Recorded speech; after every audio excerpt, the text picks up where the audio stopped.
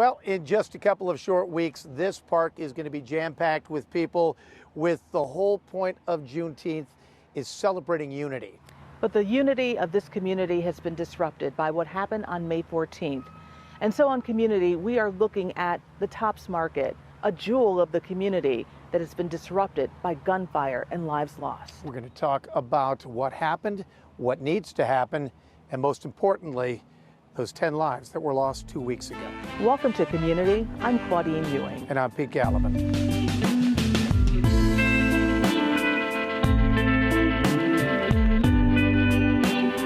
Here on Jefferson Avenue at the Tops, the chain link fence, the police presence shows it's the scene of tragedy 2 weeks ago, but not too long ago, it was a scene of celebration. It definitely was, Pete.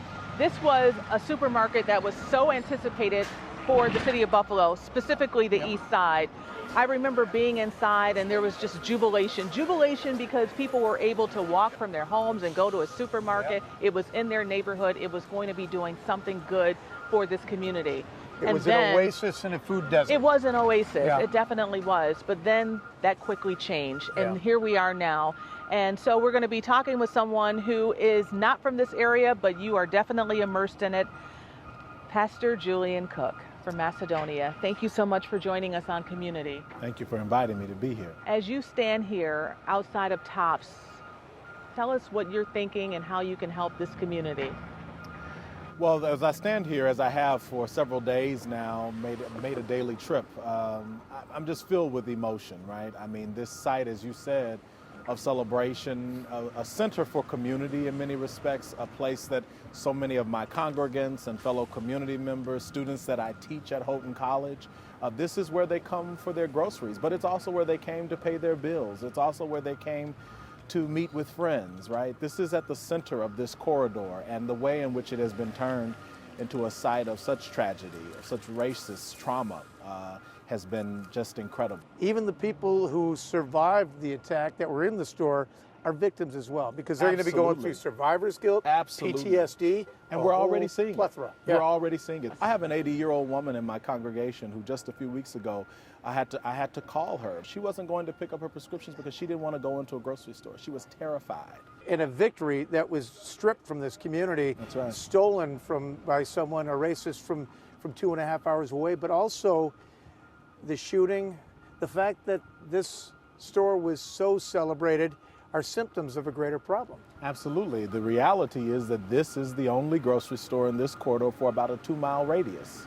It was often, it was a site of community, but it was the only site, right? And so we have to think about what it means systemically for this to be the only location for many folks to get fresh fruits and vegetables. And that's a problem.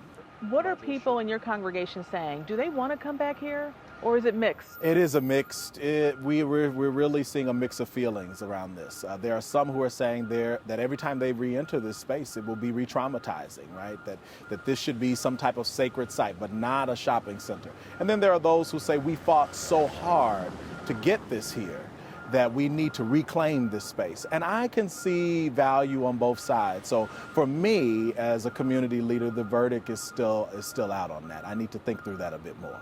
There has to be economic investment. You can't change this situation until we deal with the disinvestment that has happened in this community. There's a reason why there's only, as you said, one grocery store, right?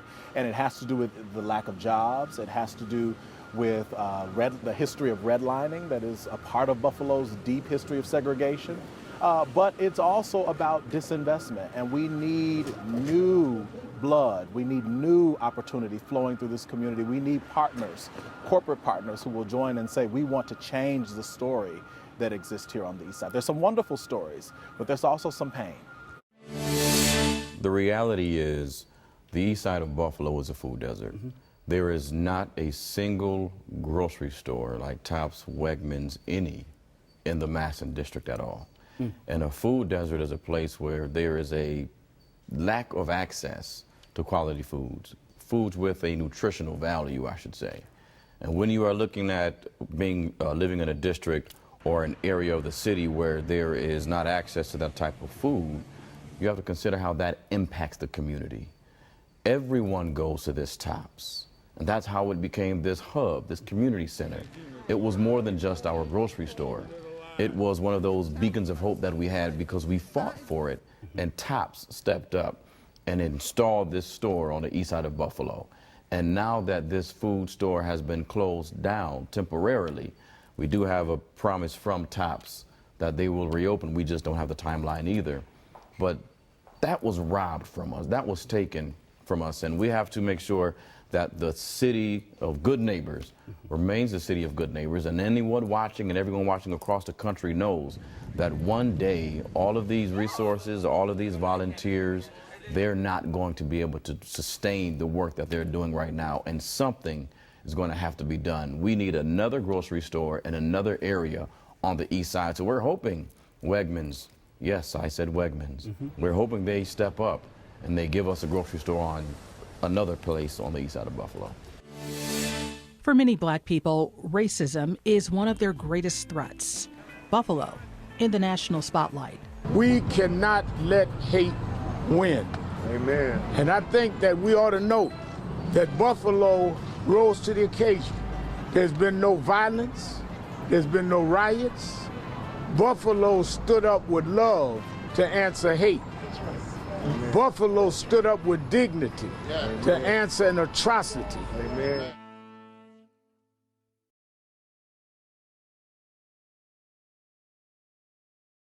Sports is huge in this town, and this community supports its sports teams. Yeah, those sports teams have shown a lot of support over the last 2 weeks, the latest being the Buffalo Sabres and the Sabres Foundation giving $100,000 for the families. For more, here's Brian CHOJNACKI and Ashley Holder. Bandit superstar Dane Smith used his platform to raise awareness and help the families of the victims of the TOPS shooting. Smith donated $50 for every Bandits goal scored on Saturday night. And in response to Smith's announcement, Dane told me that dozens of people reached out to match his offer, including one man who donated $500 per goal. Buffalo went on to win and score 10 goals in the game. Now, the Bandits weren't the only sports team making a difference in the community. Ashley Holder has more on the Bills. The Bills players were wearing Choose Love t-shirts after Saturday's tragedy here at TOPS on Jefferson Avenue. A lot of them just at a loss for words on what to say and how they felt. Even though you may not live right here in this community, you are a black man. So how has this just been for you to process that someone was able to come here with so much hatred and do this to a community that you love and that almost has built you up as well? You know, I honestly think that that's the hardest thing about it, Ash, and with being a black man and being somebody of color, it hurts that somebody would, you know, target us or target a community where a lot of us are. You know, it just shows how scary and this world is. It's hard to find the words to say, and I don't know if there's anything that you can say to help somebody that's uneasy about something like that feel better. Other than saying, I'm here for you, I hear you, I'm listening to you, and I can help. If there's any way that I can help, let me know, because I'm willing to do it. And just being there for them to lean on when they need it, and I think that's a microcosm of what our community needs right now, and that's why we're out here today. It's sick what happened. We're all at a loss. It's hard to talk about. You're talking about life and death, and you know, things will never be the same for a lot of these families that have been affected, and you just want to find a way to help. You feel helpless because you don't know what to do, but we thought this was a good start. First of all, I can't even begin to understand some of the things that, you know, the black community has to deal with. I've grown up obviously white, so I think just the first thing I can do is just listen. But also, I think it's a huge responsibility for us to be able to show that we have a lot of love for that community as well. So we want to be here just to shake some hands, bring some smiles, and kind of introduce yourself in a more personal manner than what they might just see on TV on Sundays. I bet you this racist did not count on this outpouring of love that's taking place right now. The strengthening of this community that's going on right now. I have a personal connection to this community because it really is my home. But I think we wanted to make sure people here knew they weren't alone that we were all supportive of them. The goal in mind of sustainability. How do we improve upon what we're doing, what has been done? How do we prevent things like this? How do we change a behavior and a mind, but in a way that really lasts and is meaningful? Don't have the answer. I just know that we're going to, as an organization, us personally, that we're going to listen and have a lot of discussions with our community leaders, with the residents, with our own internal staff, our players, to truly understand and put together a path to last. There's so many people holding their breath right now. Anger, pain, frustration, confusion. Very few words can describe how the Buffalo community is feeling right now, especially the Black community. While some people are processing their emotions, many are still in a cloud of darkness, just trying to figure them out. There's going to be so many emotions that people may be experiencing for the first time, or trauma that might be uprooted for the first time in a long time. Just what can people do today? Breathe. Giselle Stokes was born and raised in Buffalo and has worked as a mental health practitioner for over a decade. She's the owner of the Mindful Institute, LLC. Like many, Giselle grocery shops on the weekend. The Tops on Jefferson is part of her neighborhood, a neighborhood she says is now traumatized. We know, as those that live in that area, that work in that area, that is connected to the community, that grew up in that community, that this will impact all of us. We have to breathe, ground yourself so that you can remind yourself that in this moment, despite yesterday and despite what's to come tomorrow, in this moment, you are safe, right? We need to speak with compassion.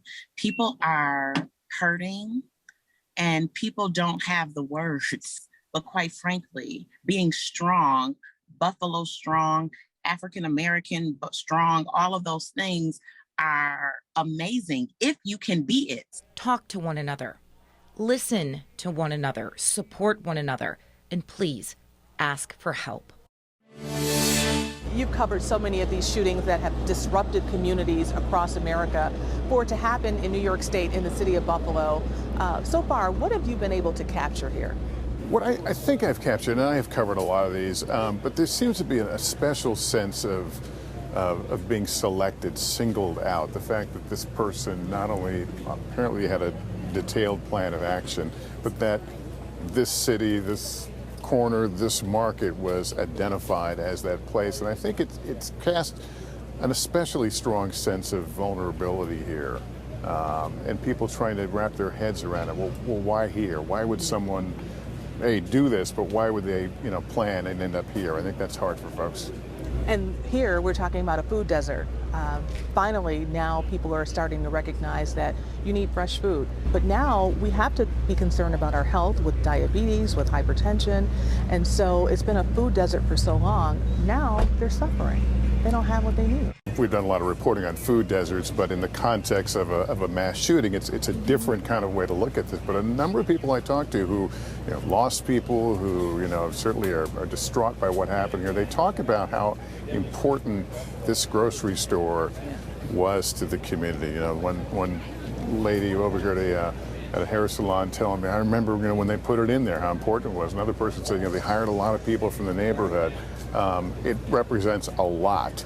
And it's just one of the things that, albeit temporarily, but one of the things that's been taken from this community by this horrible crime.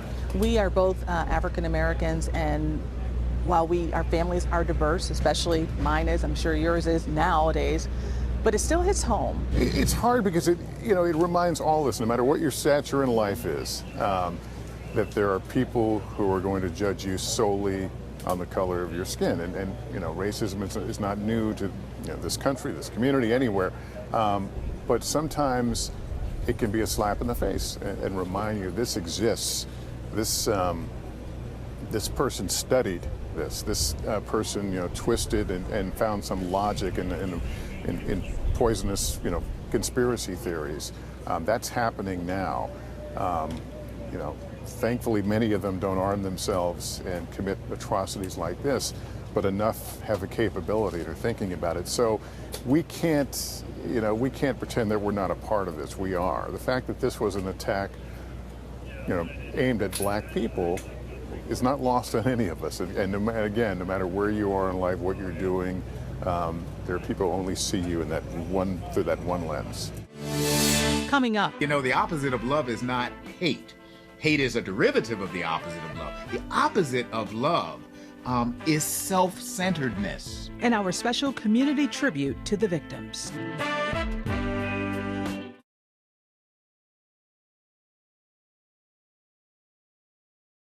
Welcome back to Community. Well, over the last 2 weeks, one man who has come to the forefront is a world-renowned man of the cloth. Here's my conversation with Bishop Michael Curry.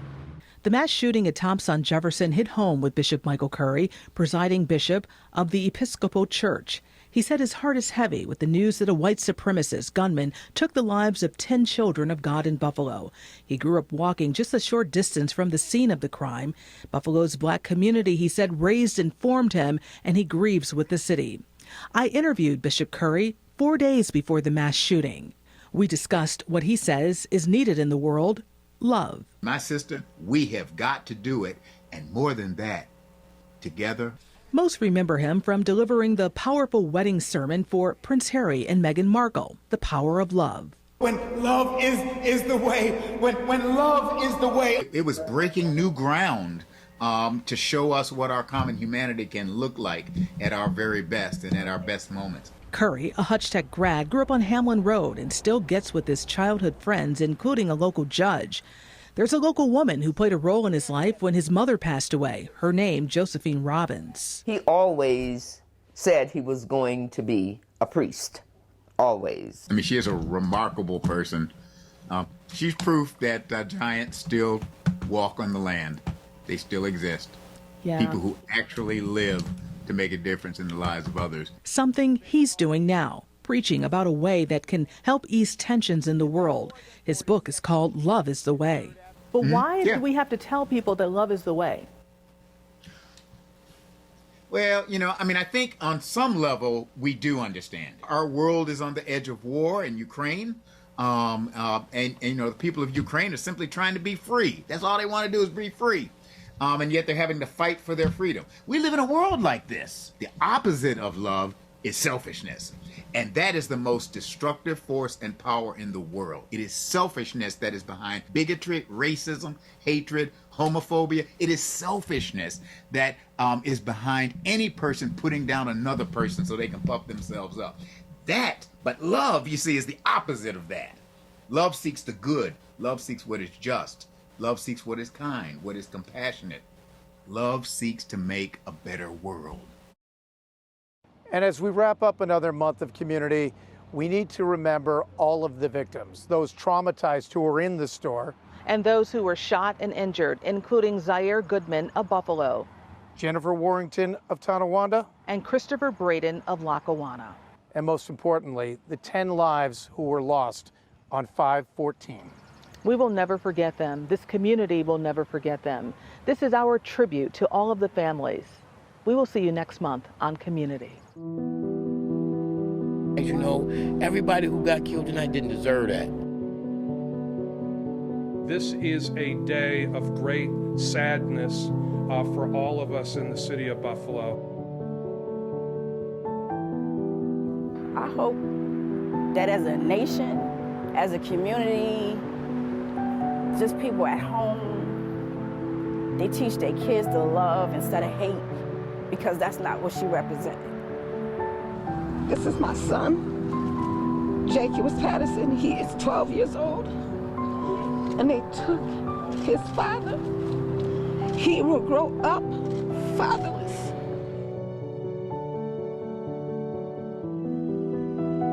And as a mother, what am I supposed to do to help him get through this?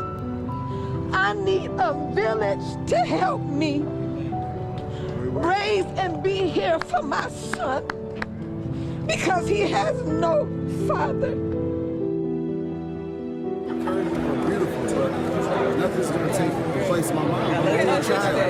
I have no siblings. That's all I have is her. And she has 6 grandkids and a great-grandkids. They love her too. They're not going to get to see her. She's not going to have Mother's Day with her, you know?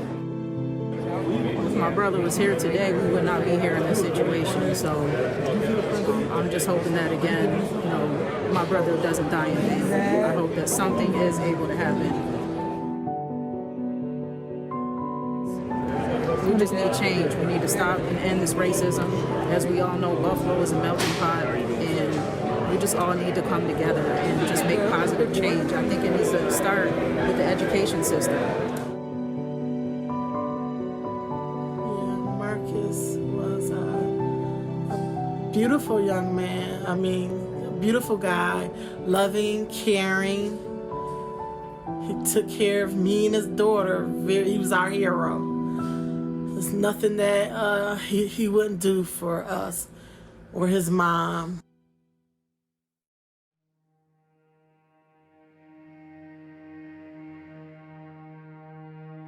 Memories are the same, like even as an adult and as a kid. She's just, you know, every time you see her, she was just happy. She was happy to see you. When she walked in, her voice. Just her in general. It's not gonna be the same without her. We're gonna miss her. Like, we're gonna miss her so much. The last time I spoke with my mother was on Mother's Day. I sent her a text message saying Happy Mother's Day. She replied back, thank you. We've seen this over and over and over again. Honestly speaking, I wouldn't be surprised if another event happens like this down the line. I never thought that this would happen in Buffalo. And my mom showed to be a victim of this because somebody woke up, decided they didn't like black people, and shot a hollow point bullet just right here with her fiance watching, hiding in the cooler as best as he could, and he ended up getting scratches all over his chest and arms.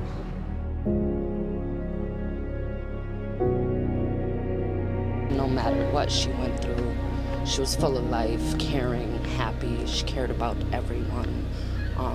This is just sad. I was actually supposed to, she was standing there waiting for me. And I did a U-turn to get coffee, and I didn't make it on time.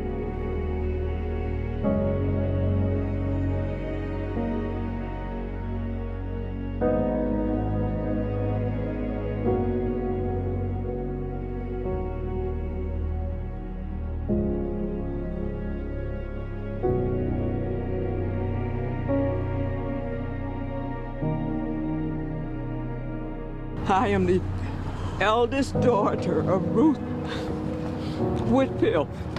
She was my best friend. What am I to do? What am I supposed to do now? I keep seeing her face coming up everywhere I look. But I can't kiss her, I can't hug her. We were supposed to go see the Temptations play that night.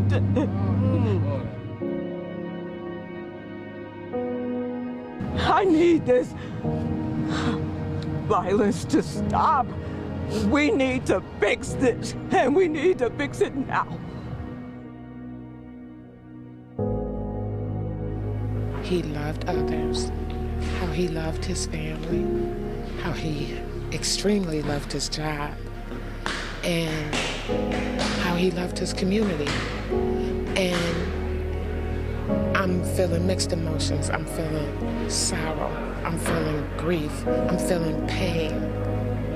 Not much anger, but I'm feeling compassion for the other families, for their losses. And I'm feeling a loss for the community because they lost a beautiful, beautiful person.